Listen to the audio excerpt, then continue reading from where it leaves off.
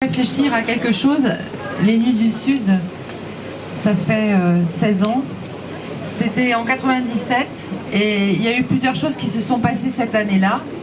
Il y a eu l'idée des Nuits du Sud qui a germé dans l'esprit de René Mongrandi, de Théo Saavedra, de Christian Iacono et de l'équipe municipale. Et on a voulu créer cet événement. Ça a été une belle aventure. On a été un peu au départ anxieux et finalement ça a été une formidable aventure. La même année, en 97, nous avons eu l'idée, à l'époque, dans l'équipe municipale, d'imaginer un lycée au cœur de ville et un lycée qui serait tourné vers l'art. Eh bien, la même année, nous avons imaginé ce lycée. Il a mis de nombreuses années à voir le jour pour différentes raisons.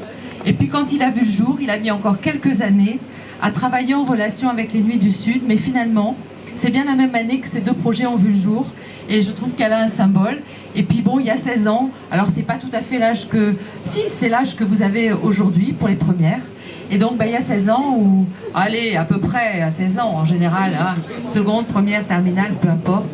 En tout cas, c'est là que vous êtes nés, pour certains d'entre vous, quand l'idée de ce lycée et quand l'idée des Nuits du Sud sont venues au monde, eh bien vous aussi vous êtes venus au monde. Alors il y a quelques anciens, j'allais dire, il y a des gens canal historiques, Gérard Castex qui se cache là, mais qui fait partie des gens qui ont soutenu et aimé et porté les Nuits du Sud depuis le début. Il y en a d'autres dans cette salle, je ne les citerai pas tous.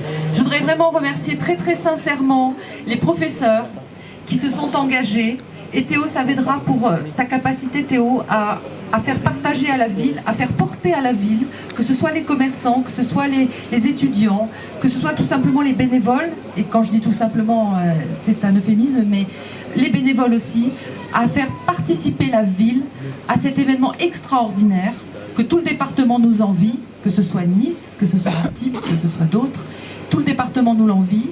Ça, c'est quand même à toi qu'on le doit, à la programmation, même si les élus que nous sommes, et le Conseil général et la municipalité, et je veux te dire de la part du président du Conseil général et de la part d'Alain Frère aussi, qui porte la culture au Conseil général, combien, malgré les difficultés qui sont les nôtres, nous avons l'intention et nous continuons à soutenir les Nuits du Sud, parce que nous considérons que ça fait partie des festivals qui sont les phares de notre département, et peut-être aussi, plus largement, des festivals français qui sont les phares qui représentent la France. Eh bien, nous sommes très fiers et je voulais t'assurer, vous assurer aussi, tous les élus, du soutien du Conseil général et du président Éric Ciotti sur cette manifestation.